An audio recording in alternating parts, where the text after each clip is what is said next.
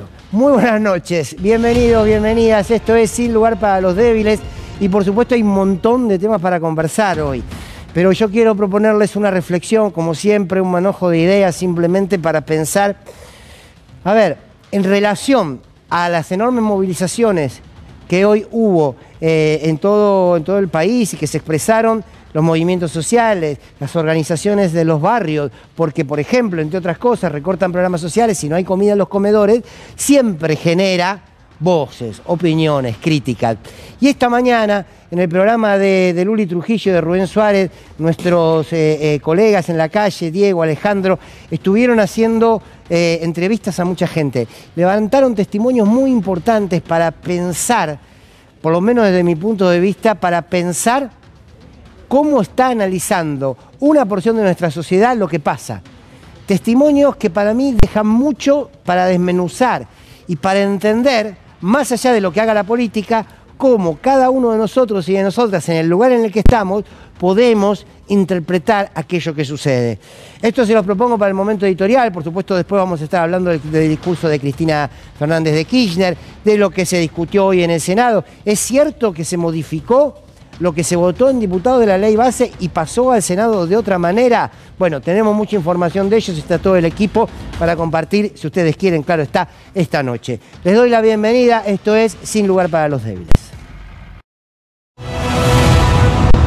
Bueno, a ver, lo primero que quiero proponerles es poder separar los conceptos, que sé que todos y todas los tenemos claros, de lo que es una causa y de lo que es consecuencia. Cuando nosotros vemos una movilización y unos cortes como los de hoy, creo que estoy convencido que cometemos un error si nosotros esto lo vemos como causa, lo vemos como origen de. Todos los cortes que hoy se manifestaron, y por lo general las movilizaciones populares que cortan rutas o no, son siempre consecuencia, no son causa. Las familias que hoy se manifestaron en las calles no son la intencionalidad de un sector de la política de perjudicar al gobierno nacional. Siempre hay sectores que juegan con intereses y es parte de la democracia y está bien. No hay que sumarse a ese relato que siempre está todo organizado. Hay partes que lo organizan y está bien la organización para reclamar derechos. ¿Por qué va a estar mal? Ahora bien, lo que nosotros tenemos que tener en claro es que toda la movilización que hoy vimos es como consecuencia a políticas de este gobierno. Ustedes me dirán, eso se sabe, sí, se podrá saber, pero las críticas siempre van a la movilización, a quienes se movilizan, a qué daño generan o no quienes se movilizan. Entonces, y al fin y al cabo, lo que terminamos siempre discutiendo es la consecuencia y nunca nos ponemos a discutir la causa. Y cuando como sociedad nos dedicamos a evaluar, a estigmatizar, a criticar el accionar que es consecuencia, lo que hacemos es equivocar los destinatarios de la bronca, del enojo, de la angustia, de la desazón. Y creo que lo peor que nos puede pasar como sociedad es equivocar en dónde tiene que estar el reclamo, o equivocar en dónde tiene que estar depositada la bronca, o en todo caso también hasta dónde tiene que estar depositada la esperanza para que esa realidad, para que esa consecuencia se transforme.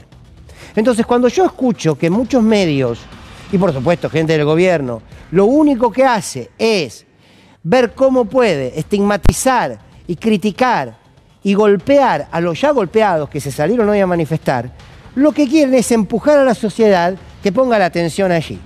Entonces, que todos hablen de si está bien o no cortar, de si perjudica o no perjudica al otro, de si viola mi derecho a transitar o no, pero no discutimos, ¿por qué en un poco más de 100 días de gobierno, este gobierno sigue sin enviar comida a los comedores, sigue recortando programas sociales, sigue empeorando salarios y esto hace que cada vez haya más desigualdad, más pobreza y tengamos estos cortes repetidos y sistemáticos? ¿En dónde vamos a poner la atención? ¿Cuál es la verdadera discusión política? ¿Discutir a la organización o al movimiento social que se moviliza o discutir a un gobierno que recorta derechos, que margina y que multiplica el hambre? ¿Cuál es la verdadera discusión política de fondo? Y yo creo que es esta última. La discusión política es podemos tolerar que haya una sociedad tan desigual. Y podemos además ser tan ingenuos de creer que la Argentina se soluciona si esas marchas desaparecen. O en todo caso, será más inteligente creer que las marchas desaparecerán en la medida que las causas que lo generan dejen de existir. Esta es la discusión. Y justamente mientras este mediodía mirábamos aquí las imágenes, aparecían testimonios. Testimonios que muestran las distintas Argentinas que conviven y cómo chocan unas con otras. Y vuelvo con esta idea de que no existe una sola verdad, que hay muchísimas verdades que nos conforman como comunidad y que esas verdades a veces chocan unas con otras. Y no quiere decir que chocan porque la otra es mentira. Puede que lo sea, pero también puede que sea una porción de la verdad, que choca con otra porción de la verdad. Y así vamos construyendo una sociedad que está en permanente conflicto. Quiero ponerles un primer ejemplo para que vean. Cuando la periodista de la BBC le pregunta al presidente cuánto sale el litro de leche, el presidente no sabía. No sabía. Y da unas vueltas al aire a ver cómo podía quedar parado. Este mediodía, un colega, Alejandro, cuando le hace una nota a una de las mujeres que estaba en el lugar, en la marcha, le pregunta intencionalmente cuánto sale el litro de leche. Y lo sabe responder. Y ustedes me dirán, ¿qué tiene que ver eso? Mírenlo y ahora lo conversamos. And with respect, the information people have access to is the prices they're seeing in supermarkets. I mean, for example, do you know how much a liter of milk costs now in Buenos Aires? A ver, ¿usted sabe la cantidad de bienes que tiene una economía? Entonces, digamos, usted no hace economía desde lo que cuesta un producto en especial. ¿El litro de leche cuánto está? Hoy el litro de leche ronda los 900 pesos como la más barata, digamos, sí. La líquida. Y la familia en realidad no está usando leche líquida porque no la puede comprar, usa leche en polvo que le dan las organizaciones sociales y nosotros hace rato que no tenemos. Sorry, I want to make sure we're speaking in terms that normal people will understand, because our audience, people on the streets here are not economists. How does somebody who's seen the price of milk double, digamos, since you came to office, what would you say to them specifically, the people who are struggling and say that they feel like they are paying for the adjustment? Sí. Even if you believe it is the right one, what would be your message to them right now? How long should they wait specifically, for example, for things to feel better? Bueno, de hecho, ya en el último mes, los salarios de hecho empezaron a ganarle a la inflación. Bueno, ahí están los dos testimonios. Alejandro Moreira, nuestro colega, entiendo yo, no lo hablé con él, pero hace con clara intención la pregunta a esa mujer. ¿Cuánto sale un litro de leche? Y la mujer lo sabe, por supuesto lo sabe, porque todos los días le cuesta comprarla y porque además advierte de la leche que le dan en polvo las organizaciones. Bien, el presidente de la nación no tiene idea de verdad. Y aquí hay un punto que es irreconciliable. Acá hay un punto entre un sector de la sociedad que hoy se movilizó, que tiene una clara conciencia de lo que vive y por eso se moviliza, frente a un presidente que no tiene la más pálida idea de cuánto sale un litro de leche. Estoy convencido porque no forma parte de su estructura económica. Es más, él responde y dice, bueno, hay muchos valores en la economía. Sí, claro, señor presidente, pero hablamos de la leche. Cuando en un país baja el consumo de leche, es porque en la Argentina empieza a haber hambre. Casi le diría que es una cuestión matemática. Ahora, ¿por qué traigo este ejemplo? Y celebro la pregunta de mi colega Alejandro Moreira, porque contrasta esto que, insisto, es irreconciliable, que haya un presidente que desconozca profundamente cuánto sale un litro de leche y una sociedad que, entre otras cosas, se está movilizando por un litro de leche, porque en los comedores un litro de leche está faltando desde que asumió Petovelo, que debió haber renunciado hace rato en el Ministerio de Capital Humano. Esto es parte de la misma realidad. Luego, Diego Fernández, otro colega, va al mediodía a la zona de Olivos y entrevista a un comerciante y le pregunta a ese comerciante si se vio afectado por la movilización, porque también hubo una movilización en Olivos. Y el comerciante le dice que sí. Y tiene su comercio y le dice, habría que buscar otra forma, porque yo tuve que cerrar, porque a mí todo me cuesta muy caro, porque... Y dice, al fin y al cabo la Argentina siempre fue así. Entonces acá hay un tema con este ejemplo. ¿Tiene razón el trabajador, el del negocio, cuando dice a mí me perjudica? Sí. ¿Es verdad? Es verdad. ¿Le cuesta pagar la luz y por tanto si vende menos le va a costar más? Es verdad. Ahora, es tan verdad como que quienes se movilizan tienen una necesidad enorme. Es tan verdad como eso. Pero esta persona pone la responsabilidad ¿en dónde? En la Argentina. De alguna manera se enoja o exige que se cambien las metodologías de protesta, pero pone responsabilidad en la Argentina. La Argentina siempre fue igual. Al rato, el mismo colega, todo pasó al mediodía, uno tras otro, lo fuimos mostrando aquí, y se iba dando de casualidad, entrevista a dos mujeres que en el mismo barrio de Olivos salieron, ni bien terminó la marcha. Esas dos mujeres le decían a nuestro colega lo siguiente. Podemos salir, pero la verdad que no me parece muy bien lo que están haciendo. Hay que trabajar, chicos. Sí. No hay que cortar calles ni nada, hay que trabajar. Nada, la verdad que yo creo que tenemos que colaborar todos. Esté el gobierno que esté, el que estuvo, el que esté ahora, el que venga de nuevo. Yo creo que si no ponemos un poco nuestro, no podemos estar viviendo todo el tiempo cortando calles, haciendo marchas. Bueno, la verdad que todos tenemos que trabajar. Yo estoy jubilada ya también, tampoco tenemos la gran jubilación, pero tratamos de salir adelante. Están las jubilaciones bastante flojas, ¿no? Están bajas. Tuvimos que cortar también algunas cosas que nos gustaría tener y no las tenemos.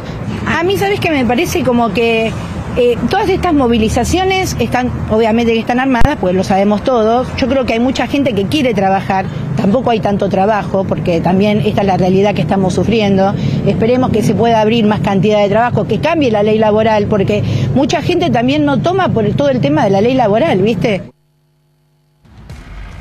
Bueno, aquí se expresan estas dos señoras, por supuesto, con todo derecho, y no hace falta decir si comparto o no su mirada, claramente no la comparto, pero me parece que hay que ponerla sobre la mesa, porque esto es una porción de la realidad. Una porción de la sociedad que expresa esto. Hay que ir a trabajar. Como si los que estuviesen ahí no quisieran ir a trabajar, dan por hecho que no quieren ir a trabajar.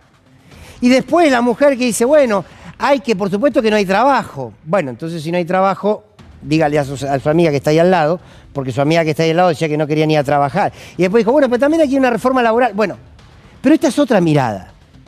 Entonces nosotros venimos de un presidente que desconoce intencionalmente la realidad y quienes se movilizan por la realidad que el presidente desconoce. Luego un señor que entiende que es afectado su interés de trabajar, pero le echa la culpa a la Argentina. Y estas mujeres que expresan su opinión, pero que le echan la culpa de la movilización a quienes se están movilizando. No se puede vivir haciendo paro y estas movilizaciones. Luego, nuestro colega Diego Fernández entra a una confitería y entrevista a un señor en el mismo barrio de Olivos, todo pasa en Olivos, en el mismo barrio de Olivos, y le pregunta al señor sobre esta movilización. Y miren lo que le responde. Y bueno, es una manifestación, porque hay desniveles sociales, asimetrías, que alguien tiene que manifestarse. Y me parece muy bien. ¿Le parece bien la protesta? Sí, claro, hay fundamentos. Es un desequilibrio social insoportable. Y Milei dice por la televisión que está bajando, que los salarios le están ganando a la inflación frente a la BBC. No le cree nadie. Es una vergüenza. ¿Usted es jubilado? Yo soy jubilado, sí. ¿Y cómo la pasa? Y mal, como todos los jubilados, sufriendo el ajuste, como todo el mundo, no jubilados, los asalariados están igual, y llega el día 10 de cada mes, 15, y no sabes cómo llegar.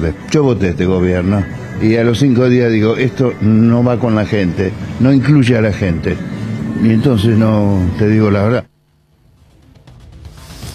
Bueno, ahí lo escuchábamos, en el mismo barrio. Fíjense qué interesante, porque la nota es larga, por supuesto sintetizamos.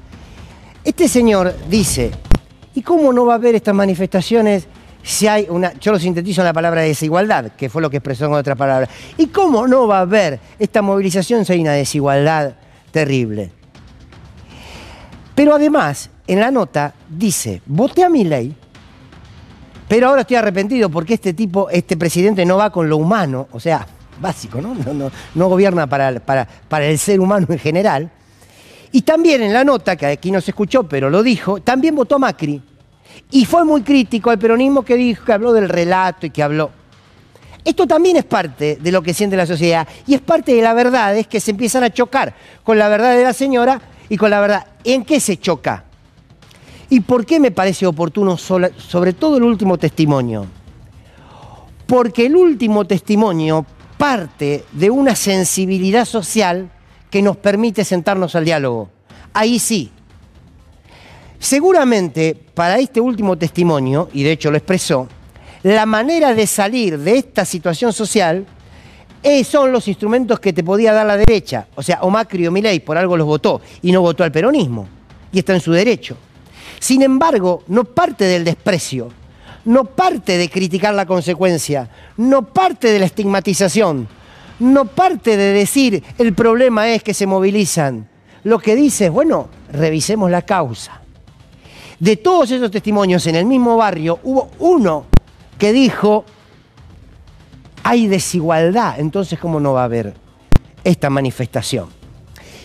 Y hoy quería traerles todo esto, porque me parece que en este tiempo, más allá de lo que la dirigencia política haga en los congresos, en el Congreso, en las cámaras, más allá del rol de la oposición y del rol de la Unión Cívica Radical y del rol de los nuevos espacios que se puedan construir, más allá de todo esto, hay una realidad que nos cabe como sociedad, que es esto que pusimos aquí abajo, que es militar la empatía, que es poder hacer el enorme esfuerzo antes de construir una estigmatización que me pare de un lado del mostrador, poder entender, poder ponerme mínimamente en el lugar del otro, para entender emocional y racionalmente por qué el otro está en el lugar en el que está. Y esta es la discusión de estos tiempos. Este es el aporte que como sociedad podemos dar en términos de una batalla cultural en estos tiempos. Porque, insisto, ustedes habrán escuchado y a lo mejor escuchaban a la señora si tenían ganas de expresar toda la bronca que le generaban el mensaje de la señora. El mensaje de estas mujeres, a los que les agradecemos que ya se hayan detenido a hablar, y por supuesto tienen la pantalla para decir lo que quieran, seguramente para el gobierno esto no son actrices, ¿no? Porque dicen algo que les simpatiza, pero lo condenable desde mi punto de vista de los dichos no son lo que dijeron, sino lo que faltó. Que en el otro testimonio estuvo. Lo que faltó fue la empatía de conocer en profundidad qué es lo que están viviendo muchos vastos sectores de nuestra sociedad. Y esto es lo que luego va a definir hacia dónde va una sociedad, y más temprano que tarde esa sociedad definirá a quienes los conducen en un voto. Entonces no es tiempo de discutir nombres, no es tiempo de abrir internas, no es tiempo de que cada uno juegue la propia. Está bien, son parte de los instrumentos políticos, pero me parece que este es el tiempo de estar en los lugares donde está la necesidad, de escuchar a aquellos que tienen la necesidad, para ver qué se puede construir para resistir a las medidas de este gobierno. Si automáticamente creemos que todos y todas los que se manifestaron hoy lo hicieron o lo hacen porque no quieren trabajar, mientras me voy a tomar el café en Olivos, está bien, seguramente el café tenés todo derecho a tomártelo y me alegro que te tomes el café.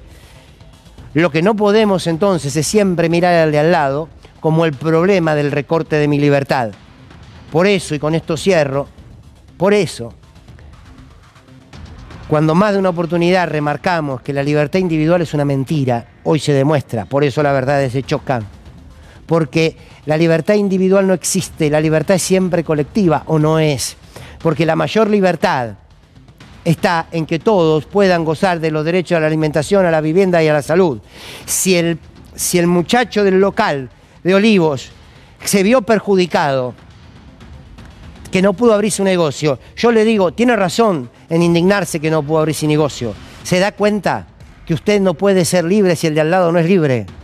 Y le diría a las señoras del café, bueno, ustedes tienen derecho a tomarse un cafecito en Olivo o en donde quieran, perfecto. Pero ¿vieron que no pueden ser libres de tomar un cafecito? Porque hay millones que no son libres porque tienen hambre.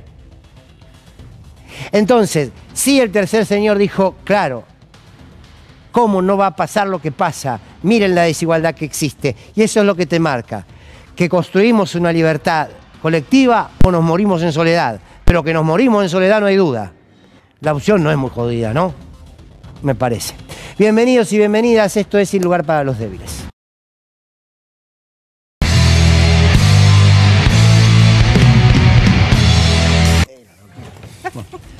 Muy buenas noches, bienvenidos y bienvenidas. Bueno, Pablo Messina, Anabela Sánchez, Nahuel Sosa. Es increíble que nos vemos todos los días y yo cada vez que lo tengo que presentar dudo en pisarla el nombre. Abigail Salle, Magallanes, ¿cómo le va? Sí, muy bien, los extrañé. Ah, bueno. ¿Se puede confesar o los extrañé? Nau, Ani, Pablo, Fer... Los extrañé. Pero, porque es casi como una relación tóxica la que estoy manteniendo. Y a vos también. No. Sí, a vos también, no claro. A mí me deja claro que no tengo ese la término palermitano tóxico me encanta. Tan tóxico como la relación que tiene el tipo que no llega a fin de mes pero dice hay que aguantar. ¿O no? Así estoy, aguantémonos. Claro. Aguantémonos. Bien, muy bien.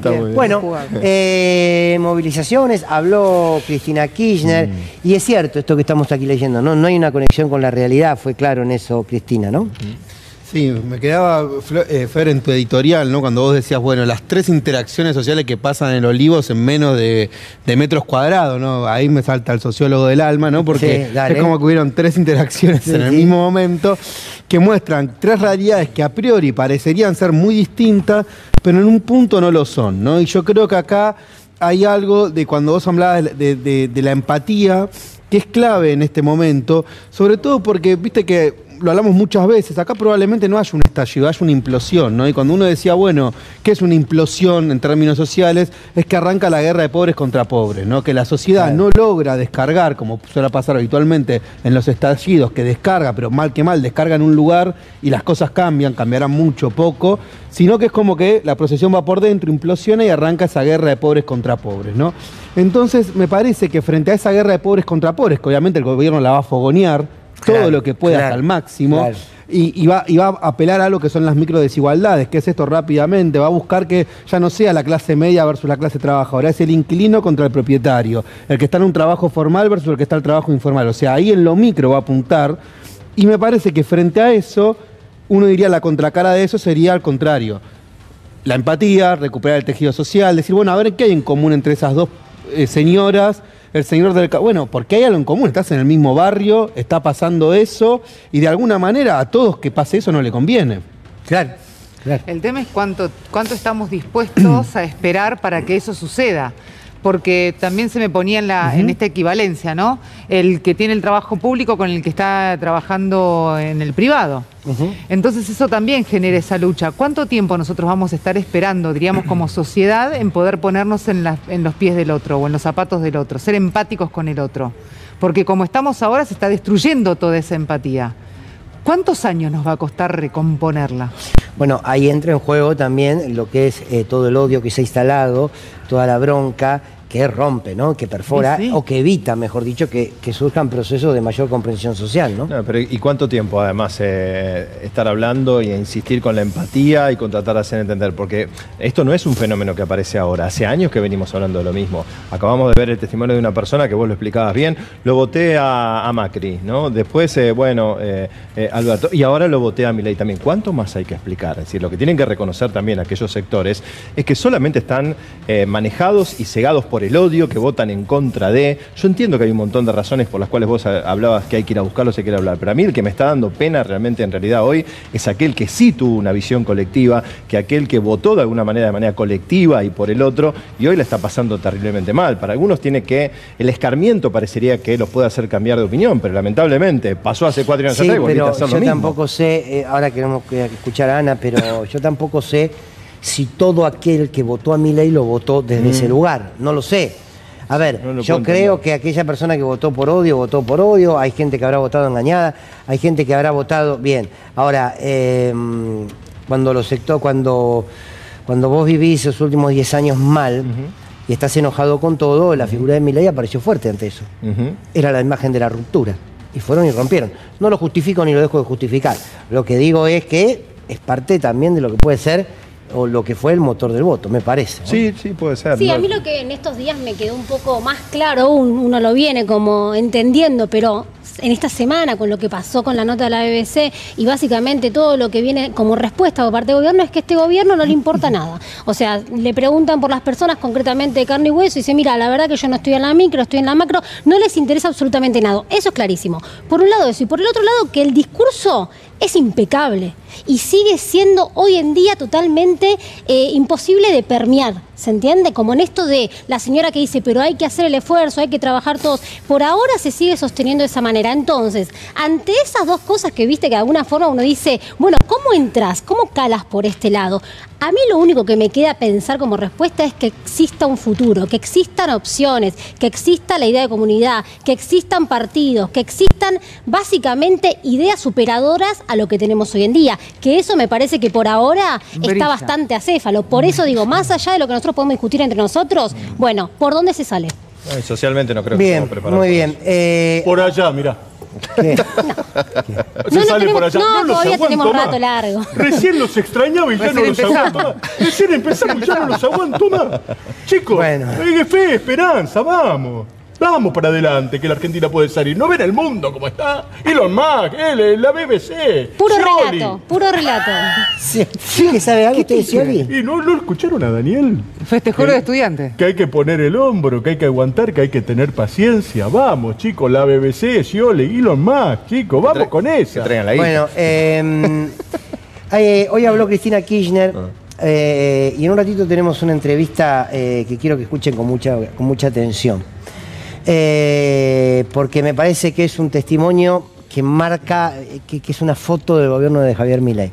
Pero les propongo que primero escuchemos a Cristina Kirchner que habla de este Milei que está desconectado de la realidad. El presidente debería abandonar esa costumbre de estar hablando tonterías por el mundo, acerca de un mundo que no existe, que el comunismo, el socialismo. Presidente, se cayó el muro de Berlín en 1989. ¿De qué comunismo me habla? ¿De qué comunismo me habla?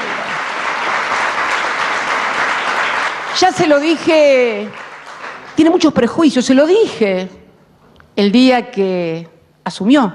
Vieron que estábamos todo el mundo decía, qué sonriente que están los dos, que esto y que lo otro. Bueno, en un momento dado, cuando ingresa, le digo, presidente, acá colóquese a mi izquierda, y entonces el chiste consabido. No, a su izquierda es imposible. Yo digo, no vaya a creer, no vaya a creer. Son prejuicios, usted tiene muchos prejuicios. Cuando se sienta en el sillón de Rivadavia se le van a caer unos cuantos prejuicios como se le están cayendo ahora en la realidad de todos los días. Todo lo que enuncian, todo lo que dan como verdad absoluta no tiene conexión con la realidad. Esto es lo que está pasando. Bueno, ahí está la síntesis, ¿no? No hay una conexión con la realidad. Yo no sé si ustedes conocieron la noticia. Yo pude conocer la noticia a partir del trabajo de los colegas de Tiempo Argentino, que dieron a conocer lo que le pasó a Javier Villoldo. Javier Villoldo era el trabajador del Correo en Corcovado, en la provincia de Chubut. Y digo trabajador del Correo porque era el único trabajador del Correo. O sea, Corcovado tenía una oficina de correo con un solo trabajador. Lo echaron.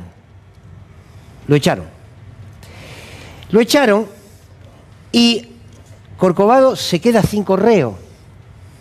Pero quiero poder charlar y que podamos charlar con Javier Villoldo, que tiene la generosidad de estar conectado con nosotros. Javier, buenas noches, gracias por atendernos. ¿Cómo te va? Hola, buenas noches. Gracias a ustedes por hacerse eco de lo que me está pasando a mí, y a un montón de compañeros más que estamos en esta situación. Bueno, contanos si te parece primero lo que tu historia. Vos trabajabas en el Correo hace cuántos años y qué fue lo que pasó estos últimos días. Sí, bueno, yo entré a trabajar en el Correo en el año 97. Hasta el año 2000 estuve en carácter de contratado, desempeñando mi función en la sucursal de Esquel, que estaba distante a 100 kilómetros de Corcovado. ahí pasé a planta permanente y después en el 4 de febrero del año 2004 surgió la posibilidad de venir a vivir a Corcovado, a hacerme cargo de la oficina. Desde aquel entonces hasta el día 26 de abril era, porque lamentablemente era, empleado del Correo Argentino. Y ahora te echaron. Sí, me echaron como perro. Me echaron como perro. Yo el día 26 de abril trabajé una jornada normal, como todos los días. Estuve hasta las 2:15, había dejado todo preparado ya para empezar a trabajar. Lunes, como hago siempre, como acostumbrado todo el tiempo, 2:15, 2:30, y ya cuando disponía a irme, en realidad yo vivo en la casa del Correo, o sea que vos vivís ahí mismo, claro. Irme del Correo es abrir una puerta y pasar a mi casa. Pero bueno, cuando estaba en ese proceso, me llaman desesperados mis compañeros de trabajo de la sucursal de Esquel, avisándome que tenían el telegrama de despido mío, ¿no? Entonces, bueno, yo le digo, che, con esto no se jode, no está bueno, qué sé yo, y me dicen, no, posta, me dicen, no sabemos qué pasó, qué sé yo, y me pasan el telegrama por fax.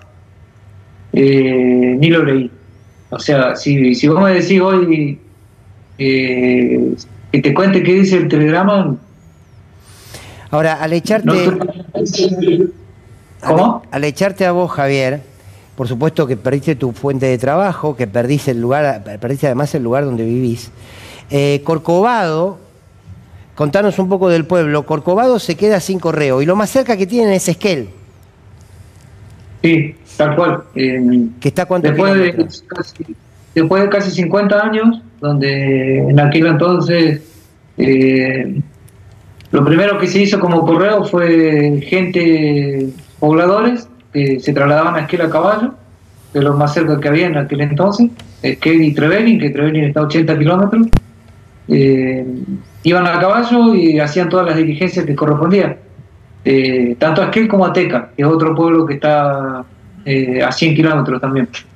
Iban en carreta y bueno, traían, y dentro de las diligencias que hacían en Esquel, traían el correo. Y lamentablemente hoy quedarnos sin el correo, atrasamos 50 años. Un pueblo que se queda sin los servicios del correo. Es terrible en realidad, porque empezamos con el correo y si seguimos así, ya está visto que, no sé, Radio Nacional, ANSES, no sé, salud, educación, no sé dónde va a parar, dónde vamos a quedar. Javier, ¿cómo te va? Abigail te saluda, buenas noches. Hola, buenas noches.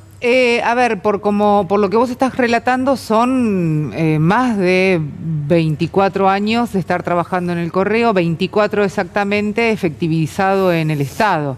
Eso significa que a vos cuando te despidieron, te dijeron, te vamos a depositar indemnización, el Estado te da algo o te despidieron y listo. No, dicen indemnización y bueno, la certificación.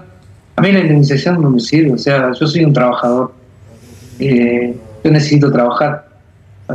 Por eso digo que a nosotros nos echaron como un perro, como que si nos hubieran tirado un hueso al fondo del patio y rajado acá. ¿Y tu casa? Nos pusieron un poco de plata en una cuenta del banco. Sí. Y por eso literalmente estoy en la calle. Con mi familia vivimos en la casa del correo. Calculá que cuando yo me vine a vivir acá, mi hija tenía 6 meses, hacía 6 meses que había nacido, y tiene toda su vida acá en el correo, Corcovado. Y ella hace ya un par de años se fue a estudiar a Esquel, porque con mucho esfuerzo con mi mujer estábamos pagando un departamento y todo lo que significa tener un hijo estudiando. Y cuando pasó esto me decía, papi, yo tengo todas mis cosas en mi habitación, o sea, su habitación está tal cual, porque los fines de semana por ahí viene, o en vacaciones viene, y hoy se encuentra con esta situación de que su casa no va a ser más su casa. O sea, es triste, la verdad que es una realidad que nos pegó muy duro. Yo Yo a la edad que tengo hoy estoy en la calle, como les decía, literalmente en la calle. Duele, se ha instalado en la sociedad de que, bueno, que les están echando los ñoquis. Duele mucho porque yo no soy un ñoqui, yo soy un trabajador. Tengo 27 años trabajando en el correo. Más de la mitad de mi vida la dejé en el correo. Y duele tener que justificarse de que soy un trabajador. Tratar de por todos los medios decir, mirá, yo hacía esto, hacía el otro. Javier, buenas noches. Anita te saluda. Vos recién decías, yo soy un trabajador, yo quiero trabajar. ¿Qué posibilidades tenés hoy en día? Porque pienso en las opciones con esta Argentina que vemos, que puedes llegar a ver en el pueblo. Digo, vos te vas a tener que ir del pueblo. ¿O qué es lo primero que pensás a la hora de tener que salir a trabajar, buscar un trabajo después de tanto tiempo? ¿Qué posibilidades ves que son reales? Mira, ya te digo, yo soy un trabajador, o sea, hoy estoy con esta realidad, pero tengo que salir a buscar trabajo. Lamentablemente, como te decía, con la edad que yo tengo hoy, no sé, vos cuando tenés 18 años vas a pedir trabajo y te dicen, mira, sí, dejame un currículum, sos joven, no tenés experiencia. Yo hoy con 52 años voy a pedir trabajo, sí, está bueno, tenés experiencia, pero sos viejo. Claro. O sea, hoy soy viejo. Entonces me dicen, bueno, tenés que reinventarte. Y yo digo, ¿cómo me reinvento? En un momento de nuestro país donde yo veo a mis vecinos, pequeños productores o pequeñas pymes o emprendedores que con mucho esfuerzo abren un negocio y al poco tiempo lo tienen que cerrar porque no pueden sostener esta situación. ¿Y qué voy a hacer? Yo voy a abrir un negocio en un lugar donde cerró hace una semana. Es triste, es difícil. Es como que me siento por momentos que no sé qué voy a hacer, para dónde disparar. Mucha gente me ha llamado, la verdad que la solidaridad de la gente ha sido enorme, pero tampoco es que eso, bueno, de alguna manera demuestra que uno tampoco ha sido tan mala persona. De hecho, la gente en el pueblo acá se puso de pie, hicieron una movida muy importante, se autoconvocaron, pidiendo la reapertura de la sucursal, o sea, porque también Javier, también es una manera, es un aislamiento muy fuerte, ¿no? Por más que hoy existan las redes, qué sé yo, el correo tiene muchos objetivos. Calcular que nosotros para viajar significa, como está todo y no sé, combustible y demás, un viaje a aquel sale, no sé, 30.000 pesos ponerle, ida y vuelta. Camino Ripio, además. Sí. Camino de Ripio, nosotros estamos en plena cordillera, muchas veces la ruta se corta. Yo digo, bueno, exactamente, sí. Javier, perdóname, querías decir algo más. No, eso, decir, bueno, mirá, que la verdad que se está perdiendo, la gente, el pueblo está atrasando, como te decía, 50 años, se está perdiendo un medio de comunicación. No sé, si bien hoy el avance de internet y demás, la comunicación es casi inmediata, pero el correo viene un servicio que no solamente de paquetería y demás, sino todo lo que cuando hay elecciones, toda la parte electoral la hacemos nosotros desde el correo. O sea, hay un montón de cosas que el correo y el pueblo se está quedando sin la posibilidad de tener. Javier, gracias. Te agradezco mucho este rato y que compartas este testimonio. Bueno, y nada, lo mejor, ojalá se pueda revertir esta situación por vos y porque además el pueblo del Corcovado tiene todo el derecho a tener un correo como cualquier pueblo de la Argentina. Gracias, Javier.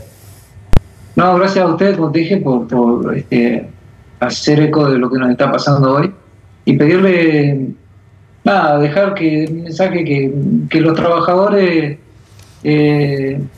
somos la herramienta que vamos a sacar el país adelante. Los laburantes no tenemos la culpa de lo que pasa y no tienen que ajustar por nosotros.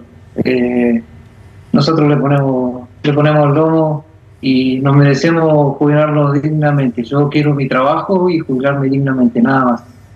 Gracias. Gracias a vos.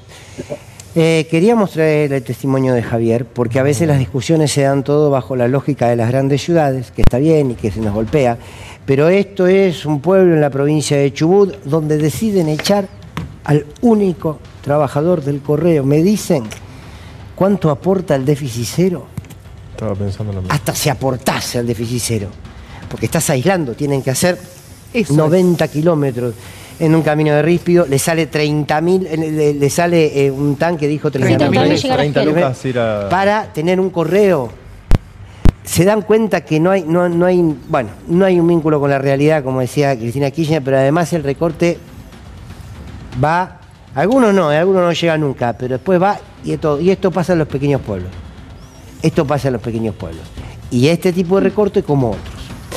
Bueno, cambiemos de tema. Si avanza, ahora si queremos hablar de recortes, ni hablar si sale la ley bases, ¿no? Que está el debate en el Congreso, en comisiones. Sí, claramente. Empezó, de hecho, en el día de hoy. Todos fueron a escuchar, a ver qué es lo que decía Guillermo Francos. Obviamente a defender esta ley bases y la importancia para el gobierno de que esta ley se apruebe y que finalmente además también llegue con los plazos dispuestos por el presidente Javier Milei el 25 de mayo. Bien. Vamos a repasar algunos puntos fundamentales, pero primero vamos a escuchar al vocero presidencial, Manuel Adorni, porque ahí hacía referencia a Adorni la necesidad que tiene el gobierno para poder empezar a tener un vislumbramiento, si querés, de que llegue la luz, ¿no? Sí, bueno, claro. Aunque a muchos no veamos la luz, pero ni a palos, de todas maneras él consideraba eso. Estamos hablando de una reforma laboral que en realidad es una flexibilización. Sí. Que además habla de una figura del empleo que es, o del empleador independiente, o del empleado independiente, o del trabajador independiente. Bueno, vamos a ir desglosando, pero primero lo escuchamos a Adorni. Dale. Creo que de punta a punta termina beneficiando de manera directa o indirecta al trabajador. Tal vez por eso nadie te supo contestar de manera específica o artículo por artículo. Pero podemos hablar, si querés, de los cambios que hay en materia laboral y la verdad es que son interesantes. Digo, la posibilidad de que se pueda optar por un fondo de desempleo símil a lo que ocurre en el rubro de la construcción, digamos, es un gran avance, lo cual además le da seguridad al empleado de que cuando se retire o cuando corte ese vínculo laboral pueda hacerse de el saldo indemnizatorio. Me parece que el otro tema que trataba la ley laboral era el tema del periodo de prueba y la verdad es que quitarle presión adicional en la contratación al empleador hace efectivamente o funciona de incentivo adicional para promover las contrataciones. Bueno, en realidad esto que beneficia de punta a punta al trabajador, realmente yo no sé cuál es la punta, pero de todas maneras vamos a dejarlo así. Desincentivo. Dale, Magallanes. Dale, colaborá. Dale, seguí. Vamos a ver unas plaquitas que hizo, además también sepa, que además están recontra claras. Me parece que acá es justamente lo que hay que tener en cuenta. A ver, en primer lugar, vamos a hablar de los desincentivos para registrar los trabajadores. Esto significa simplemente, un fraude laboral. Así de simple. Cuando hablamos de las rebajas, en este punto también a los impuestos a los ricos, tenemos que hablar que se va a sacar, es exactamente al revés, ¿viste? Cuando haces la transferencia de los que más tienen a los que menos tienen, bueno, acá es los que menos tienen a los que más tienen. Exactamente al revés. Es increíble. Ese es otro de los puntos que hay que tener en cuenta. Otro de los puntos, además de los desincentivos a los trabajadores, esta rebaja del impuesto a los ricos, porque hablamos de blanqueo, o sea, de un montón de exenciones que les dan a los que más tienen, también las privatizaciones y la pérdida de las capacidades estatales. Esto que decía recién Javier, se queda un pueblo sin correo, pero además también se queda la Argentina sin saber, por ejemplo, qué es lo que pasa en el país sin la televisión pública, se quedan sin Radio Nacional, muchísimos además colegas que han quedado afuera. ¿Por qué? Porque eran corresponsalías en distintas provincias, ya no están, y así sucesivamente, ¿no? Ni hablar de la cantidad de empresas estatales, ¿no? Por ejemplo, ferrocarriles.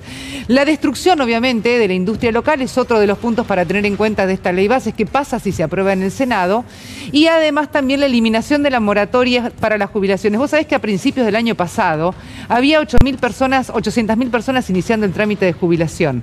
En octubre del 2023 había 300.000 350.000 personas, de las cuales 90% de esas 350.000 eran mujeres, que aducían claramente tareas de cuidado. ¿Qué va a pasar ahora? 8 de cada 10 no se van a poder jubilar. Y como si esto fuera poco, claramente tiene que ver la desregulación del sector energético. Y acá estamos hablando que entre el punto último, diríamos, y después lo que viene de rebaja de impuestos a los ricos, la pérdida de la industria nacional, la pérdida de la industria local, tiene que ver justamente la desregulación energética. Es todo realmente en contra, no a favor. ¡Ay, bien! La puta madre, carajo! ¿Qué me dio? Me asusté. ¿Cómo lo tengo al lado? Me asusté. ¿Qué pasó? ¡Ay, perdí! Estoy jugando un jueguito interactivo con otros periodistas independientes por teléfono. Jugamos a verdad obsecuencia. Y con los chicos del canal de al lado y me tocó obsecuencia. Lo tengo que entrevistar al presidente. Bien. ¿Y qué estabas vos? Hablando de la influencia del agua en la navegación. Bueno, entonces yo te voy a hablar de algo muy interesante. Fue muy criticado el presidente por no saber el precio de la leche. Sí. ¿No? Yo soy empresario lácteo. ¿También? ¿También? Sí, estoy teniendo algunos problemas con el sindicato Atilra, pero eso viene... ¿Le puedo presentar un nuevo emprendimiento que tengo? Sí, cómo no. ¿Lácteo? Sí, ojo. ¿Sí? Que me da miedo. Sí. No tengas miedo. Sí. Por favor, director.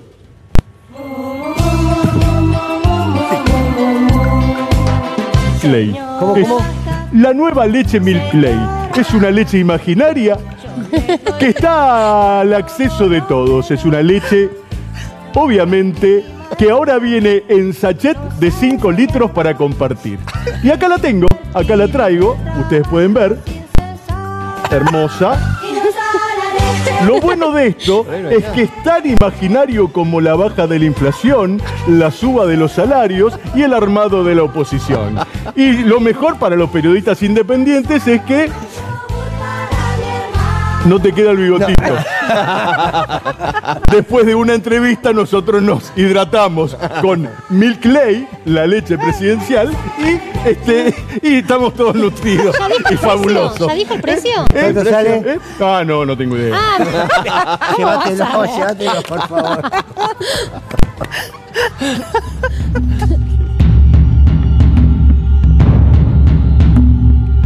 Tenemos una cordillera rica en litio, plata, oro y cobre, minerales que la economía global necesita y que por negligencia, falta de inversión y falta de emisión nos hemos resistido a explotar. Tenemos un mar abundante en recursos citícolas, tenemos una conexión directa con la próxima frontera humana, que es la Antártida. Y tenemos una concentración de diversidad geográfica y ecológica de la cual solo 2 o 3 países del mundo podemos hacer alarde, con montañas, con desiertos, con glaciar, con bosque, con selva, con playa, con altiplano, con lagos, esteros, estepas y vastas llanuras que se pierden en el horizonte. Bueno, ahí estaba, me quedó, no lo vamos a profundizar, la de la frontera humana con la Antártida. Sí, no entendimos bien qué quiere decir. Importa, a esta altura igual es lo menos grave de todo lo que fue a hacer el presidente Javier Milei ayer en el Instituto Milken, donde básicamente lo que hizo fue exponer, estos son los recursos naturales argentinos, nosotros ahora estamos tratando en el Senado una ley que les va a permitir venir a explotarlos como se les cante, sin dejar un solo peso en la Argentina. Eso es básicamente lo que fue a hacer el presidente Javier Milei allá en Milken, porque si no, no se entiende la manera en que expone que vengan a invertir, pero si acá en Argentina no dejan absolutamente nada y tampoco contratan personas, ni tampoco, por ejemplo, incorporan ningún tipo de recurso del conocimiento. O sea, básicamente Argentina de remate. La que habló de esto el día de hoy fue la ex vicepresidenta y expresidenta Cristina Fernández de Kirchner, que hizo mención concreta al régimen de las grandes inversiones, que es el régimen RIGI. Este régimen que hoy estuvo en comisión, que estuvo realmente muy trastabillando, por decirlo de alguna forma. Mañana va a seguir la discusión, porque en varios momentos lo que sucedió fue que ante las preguntas de los senadores, los que estaban en la exposición, Guillermo Francos y quienes lo acompañaban, decían mañana les contestamos. ¿Sí? Increíble. Eso lo vamos a ver un poquito más adelante, pero Cristina Fernández de Kirchner dijo lo siguiente con respecto a esta nueva forma de neocolonialismo. También se cumplió el año pasado el aniversario del primer marco de inversión minera, el acuerdo minero que se hizo en el año 93, la ley del 93, que era también con 30 años como esta de estabilidad fiscal. Y si uno mira las provincias hermanas que tienen minería, primero, los empleos mineros son absolutamente minoritarios, más allá de que generan indirectos, pero nunca llegan a cubrir las demandas de trabajo calificado que tiene y siguen siendo en muchas partes el empleo público el principal. ¿Por qué? ¿Por qué si hace 30 años nos dijeron que con ese desarrollo minero íbamos a despegar? Yo quiero que busquen los antecedentes de cuando se discutió en la Cámara de Diputados, porque es una ley nacional, las maravillas que nos dijeron que íbamos a lograr con aquel acuerdo minero. ¿Y cómo estamos? ¿Cuánto valor agregado? ¿Cuánta tecnología? ¿Cuánto empleo calificado? ¿Cuántos buenos sueldos? ¿Cuántos? No alcanza. Bien. Bueno, hay dos puntos interesantes de esta parte de Cristina Fernández de Kirchner, porque ella primero, por un lado, habla y critica este régimen de grandes inversiones donde hay muchísimos beneficios para aquellos capitales extranjeros que vienen a Argentina a invertir básicamente y pueden sacar todo sin dejar absolutamente nada acá más que saqueo. Por un lado eso, y por otro lado también lo que se pregunta Cristina Fernández de Kirchner es realmente todo este tipo de actividades que han dejado en el país, porque no es que no existen. En Argentina ya existen todas estas formas de explotación. Básicamente se generan mayores cantidades de puestos de trabajo, ¿sí? Hay industrias alrededor de esto, o en definitiva las provincias siguen muchas veces siendo pobres. También es otro debate que hay que dar, porque ahora lo que sucede es que vienen a hacerlo sin dejar absolutamente nada, porque no es que no pasa, porque te pueden llegar a decir: bueno, no, es que Argentina, Milei de hecho, Milken lo dice, no se animaron a hacer avanzar sobre estas inversiones. No, la verdad es que los capitales extranjeros acá vienen a explotar el litio, vienen a explotar la minería. Sin embargo, los puestos de trabajo son pocos. Entonces, ese es otro debate. En el Senado, ¿qué fue lo que pasó? Lustó, uno de los principales oradores respecto a lo que es esta crítica al régimen de grandes inversiones, una primera parte donde él menciona concretamente si no se estarían pasando de rosca respecto a estos incentivos y a estas facilidades a los capitales extranjeros. Este es un régimen, no sé cómo llamarlo, hipergeneroso o excesivamente generoso. Voy a leer algunas de las cosas que hace, ¿sí? El impuesto a las ganancias reduce 10 puntos de la alícuota. El impuesto al valor agregado permite utilizar crédito fiscal. En ingresos brutos no tributa. La tasa de estadística para importaciones no paga. El impuesto país tampoco. Derechos de importación tampoco. Derechos de exportación no paga a partir del año 3. No se aplican percepciones de IVA ganancias, puede usar créditos a cuenta de ingreso a las ganancias, tiene amortización acelerada y en la distribución de dividendos es, si no recuerdo mal, 7%, pero luego del tercer año baja, ¿sí?, a 0%. ¿No? La distribución de dividendos, fijémonos, pero no importa, digo, sumemos a esto, además que tiene transferencia de quebrantos, ¿sí? Es decir, si la empresa pierde plata puede darse vuelta y transferírsela a alguien. A los 3 meses puede usar el crédito fiscal de IVA y de hecho transferirlo si no lo usa. Digo, para compararlo con cualquier otra empresa de la Argentina. Claro. Bueno, claro. Es muy desleal, básicamente, todos estos beneficios que se otorgarían a las empresas afuera. De hecho, hace minutos nomás, fue la misma UIA la que comenzó a hablar de competencia desleal. Porque en definitiva, ¿cómo hace una empresa argentina, una industria argentina, primero y principal, que no tiene ni medio incentivo para nada? Porque en realidad todas esas cosas que de alguna forma se venían prometiendo por parte del gobierno nacional de aflojar con respecto a impuestos y demás, no se están viendo por el momento. Entonces, si no hay incentivos y encima los beneficios para los que vienen afuera son así extravagantes, ¿qué pasa con la Argentina? Un industricidio de acá a la China, básicamente. Segunda parte de Lustó, donde concretamente él pregunta, ¿sí? Concretamente dice, ¿qué va a suceder cuando vengan estas actividades a las provincias a hacer sus inversiones? ¿Querés escuchar la respuesta? A ver, ¿qué dijo? Pregunta, ¿sí? Dado que está pensado para algunos sectores, se mencionó el litio, la minería en general, el gas licuado, los hidrocarburos, las energías renovables como el hidrógeno.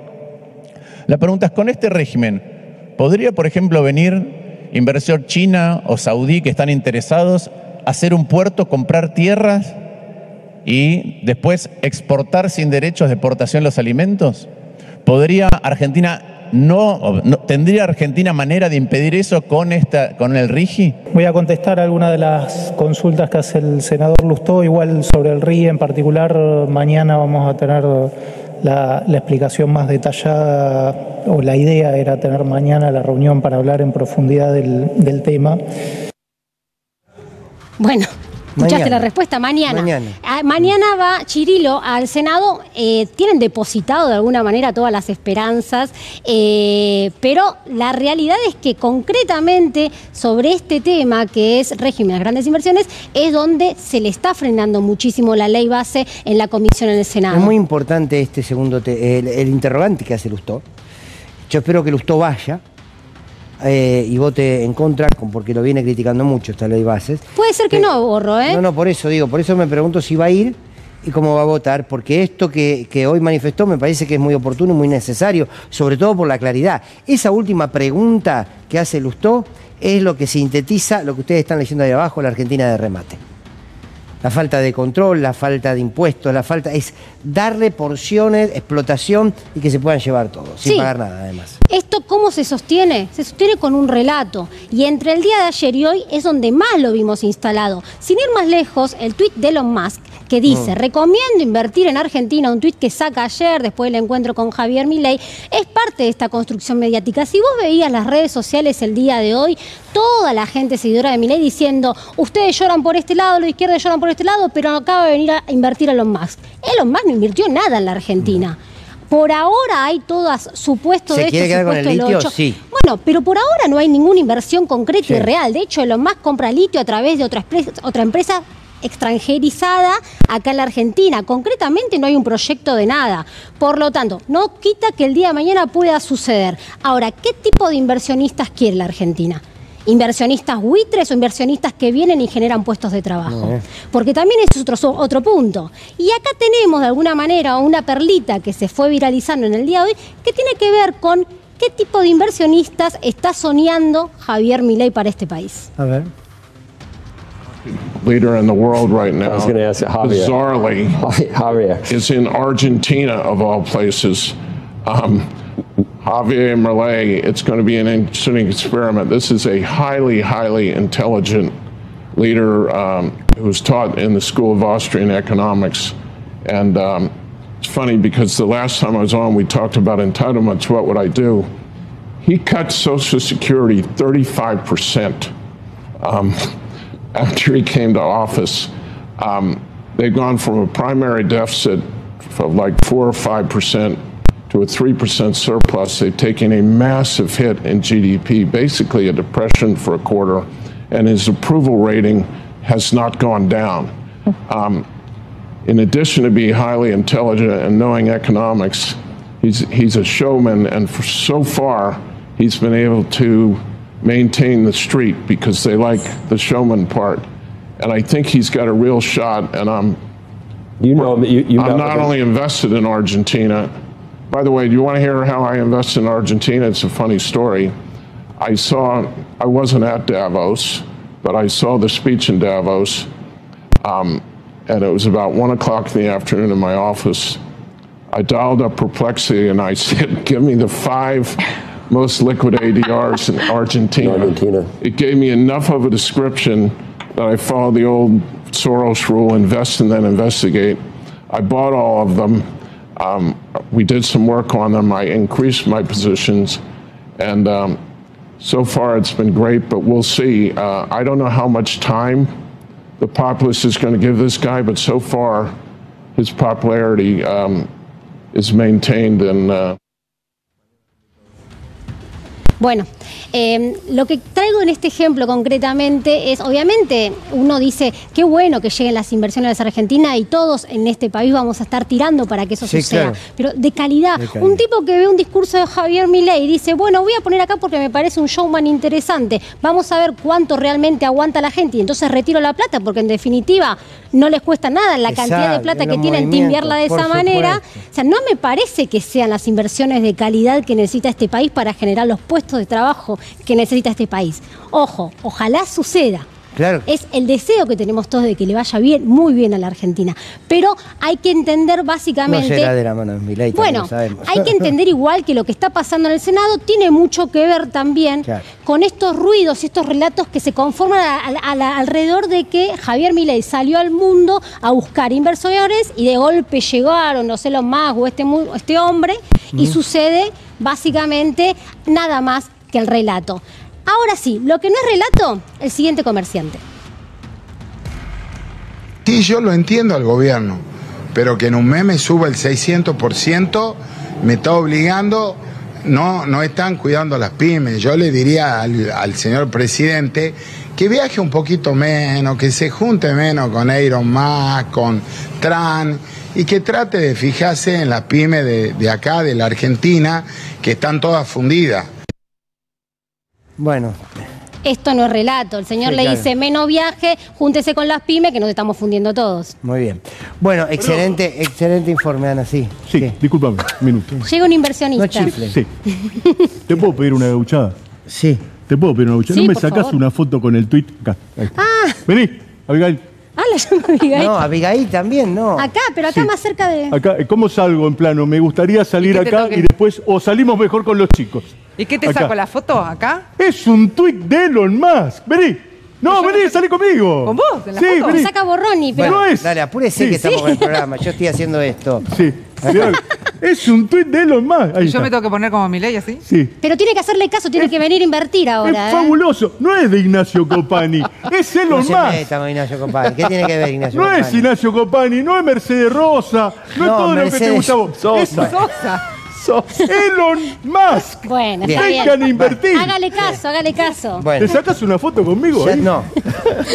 Vamos, Nahuel, ¿qué nos trajiste hoy? Bueno, un poco lo que hablamos al principio, vamos a hablar de la libertad de sufrir, ¿no? Sí. Porque pareciera que este gobierno tiene un eje puesto muy fuerte en la idea del sufrimiento, ¿no? Permanentemente uno no la puede pasar bien si antes no sufre, ¿no? Claro. Pareciera que cualquier persona que quiera sufrir necesita previamente haberla pasado mal. Vamos a ver un poco en esta idea de lo que es la libertad de sufrir, de cómo se está construyendo este relato para que vos sufras y parezcas que ese sufrir está bien y que vos no podés estar bien si previamente no sufriste. Pero para esto vamos a ver una discusión que se dio entre la editorial de ayer que hizo Jonathan Viale en función de un planteo que hacía Pepe Rosenblatt justamente en Radio 10 respecto a esta idea de lo que tiene que ver con la felicidad o el sufrimiento. Lo vemos. Lo que más me duele es la convicción que... pongo bajo manto de duda y que ojalá esté equivocado, de que esto no termina bien, ¿no? De que este programa, que no es novedoso en la Argentina, trae consecuencias que conocemos, que va a crecer el desempleo, que va a crecer la pobreza, y que si estoy equivocado, pero Dios me escuche, ojalá así sea, no creo realmente, después cuesta mucho repararlo. Después creo que el gobierno tiene una buena estrategia de provocaciones y que discutamos todas las semanas una provocación distinta. Probablemente esta semana o la próxima se venga el busto de Menem y volvamos a discutir si Menem sí o Menem no, en función de un busto que más allá de eso es un presidente de la democracia que... Debería haber estado el busto absolutamente, ahí. Debería haber puesto Néstor Kirchner o Cristina Kirchner y listo, y todos los bustos se terminó, ¿no? Lo que me duele, esas pavadas lo que me duele es eso, y me duele que creo que estamos viviendo bajo una época donde alcanzó una hegemonía muy fuerte la idea de que hay que sufrir para después tener un futuro provechoso. Yo en eso no creo. No pienso que uno tenga que sufrir en el presente para después ser feliz, ¿no? Y el peronismo no cree eso, no cree que tengamos que hacer sacrificios para ser felices. Nosotros creemos que por el hecho de ser personas ya merecemos vivir dignamente, y que nadie te regala nada y que es mentira que la gente vive sin trabajar. Bueno, acá hay un punto interesante en lo que dice Pepe, sobre todo en lo último cuando dice, ya por el hecho de ser personas, vos tenés derechos, ¿no? Y esto es interesante, ¿por qué? Porque acá otra de las grandes diferencias entre el falso liberalismo que practican los libertarios. Para el liberalismo clásico existían los derechos naturales. Es decir, vos, por ser un ciudadano, tenías una cantidad de derechos que eran atributos innegables, ¿no? Esta idea de la mercantilización total de la vida, de que cualquier cosa puede estar puesta en cuestión, la salud, la educación, la propia felicidad, es muy propia de una tergiversación que se hace de las ideas principales del liberalismo clásico. A su vez, hay algo que siempre es un sufrimiento selectivo, porque por lo general se cuestiona cuando la pasan bien los sectores populares, ¿no? Pareciera que cuando un rico o una élite la pasa bien, está teniendo un derecho al ocio, está disfrutando, se está dando una aventurita. En cambio, cuando pasa lo mismo de otro lugar, es porque está siendo un vago que no está yendo a trabajar, ¿no? O sea, refuerza un estereotipo. Entonces, frente a esto que mencionaba Pepe Rosenblatt, le responde Jonathan Viale ayer en su editorial. Mirá lo que decía. A ver. Respetuosamente, creo todo lo contrario de lo que dijo este chico. Yo sí creo en el sacrificio. Yo sí creo en que para ser felices hace falta romperse el lomo. Acá hay un señor de Valentina Alsina que creo que me va a acompañar. Yo no creo que por el hecho de ser personas te tiene que venir de arriba una pensión, un plan, una jubilación, una moratoria, una casa, un pasaje de aerolíneas o lo que sea. Yo sí creo en el trabajo, pero es un tema de valores igual. Y respeto a la persona que piensa distinto a mí.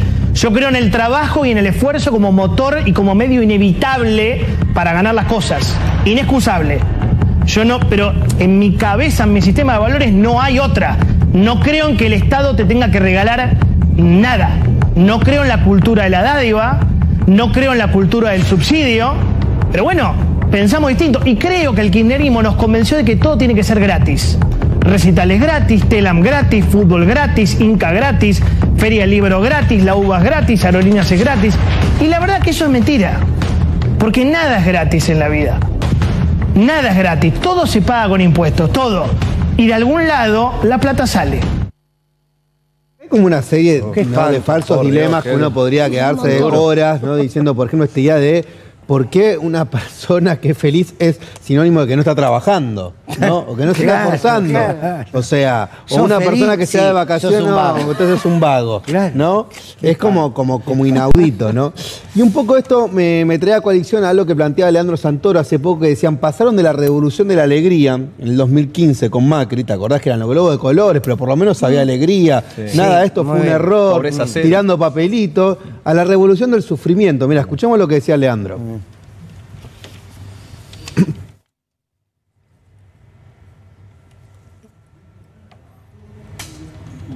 Bueno, a ver ahí. Bueno, ahora básicamente hablaba de esto, ¿no? Hacía una síntesis, Leandro, de esta idea de la revolución de la alegría a la revolución del sufrimiento, ¿no? Y como si hubiera una épica en ese sufrimiento y donde uno no pudiera estar bien y permanentemente se es cuestionado, ¿no? Entonces, ayer, porque ya pasaron a ver, ahí tenemos lo de Leandro, a ver si ahora se escucha. Era la revolución de la alegría. Y esta es la revolución del sufrimiento. Todos los que reivindican la revolución del sufrimiento, los Bulgeroni, los Roca o los funcionarios... Nunca sufrieron. Claro. Tenemos que saber que para llegar a la cima de la montaña tenemos que sufrir. Te dicen los que desde la cima de la montaña heredaron su posición de privilegio. Sí, claro. Pero le recomiendan a los demás el sufrimiento. Ratazzi.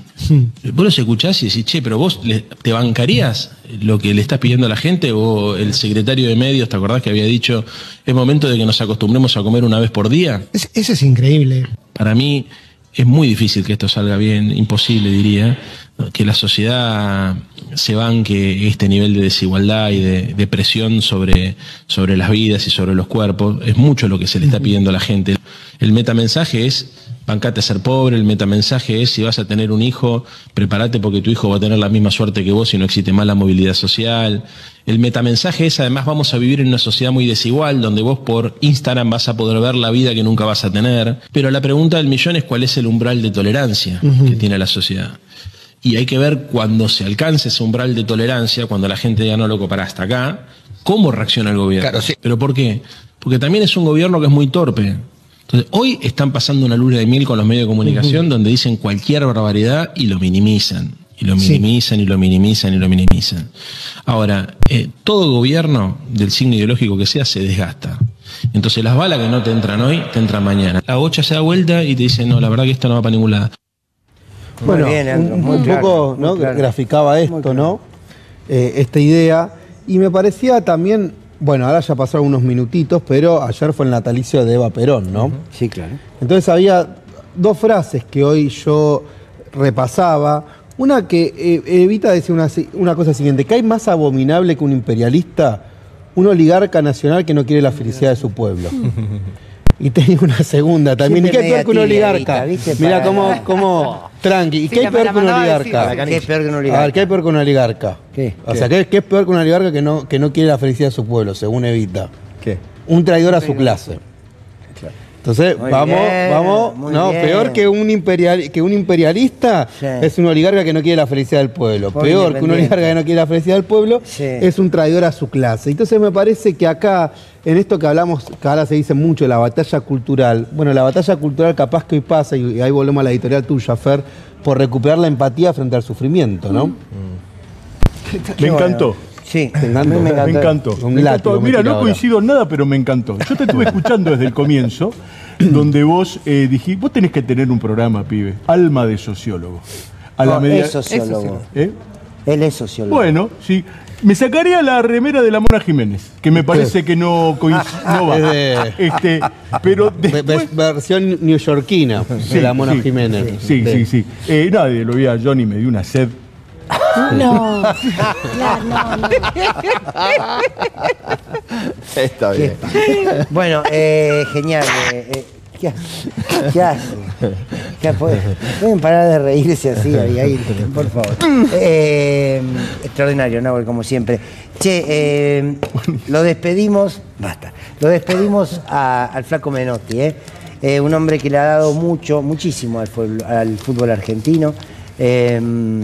Y que sin duda, no importa si sos menotista, si sos bilardista, porque se ha dividido así la lógica, lo importante es lo que cada uno, tanto Bilardo como Menotti, le han dado al fútbol.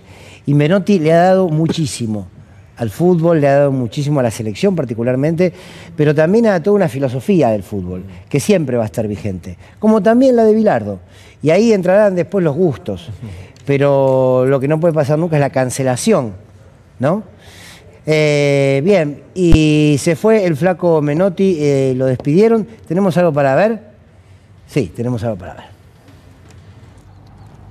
ver. Yo digo que un país como el nuestro se hizo apetecible para los poderes económicos y nada es casual. Ha habido una estrategia de desculturización, una estrategia criminal de catalogar a todo aquel que piense distinto como un subversivo, con persecuciones, asesinatos, una confusión en la lucha política que le dio acceso a una represión de una crueldad espantosa, porque esto no es desde Videla. Es decir, Videla no fue un paracaidista que apareció como Onganía o Aramburu, que aparecieron un día y dijeron vamos a hacer un golpe de Estado. Entonces esa memoria política es la que mediáticamente cuesta divulgarla, porque en definitiva los poderes son los mismos. Por ahí los poderes económicos de aquella época son los mismos que los de ahora. Entonces la memoria histórica, es muy fácil hablar de la dictadura, es muy fácil hablar de la represión. Lo que es difícil hoy es recuperar una memoria política que nos vaya enseñando que le enseñe a los jóvenes por qué pasaron estas cosas. Y si fue una reacción de 10 militares locos o la cosa es mucho más profunda y más seria. Ahí está siempre también con sus reflexiones políticas fuertes, ¿no? El Menotti era un tipo que tenía una posición clara para el fútbol, también para lo social y la expresaba. Bueno, ahí está, ahí será recordado como uno de los grandes, sin duda, de nuestro deporte. Bueno, les quiero leer algo que me mandó el diputado Eduardo Valdés, que le agradezco mucho. Yo les voy a leer un texto muy, pero muy cortito, a ver si alguien adivina de quién es. Sos el león de la metro. Mucha porra y poco rey. No me vengas con rugidos, que no hay selva por acá. No soy ninguna fiera, ni la mona de Tarzán. Yo fallo por accidente y no por fatalidad. Cuando agarre la manija, no sé si lo haré tan mal como ustedes, que arremeten gobernando marcha atrás. ¿Quién escribió esto? Elegante. ¿Lo leo otra vez rápido o no llego? ¿No? Sos el león de la metro, mucha porra y poco rey. No me vengas con rugidos, que no hay selva por acá. Y no soy ninguna fiera ni la mona de Tarzán. Yo fallo por accidente y no por fatalidad. Cuando agarre la manija, no sé si lo haré tan mal como ustedes, que arremeten gobernando para atrás. María Elena Walsh. Wow. Hasta mañana. Gracias por acompañarnos. Gracias a todos los compañeros de cámara, de producción. Mañana a las 11 estamos aquí. Chau.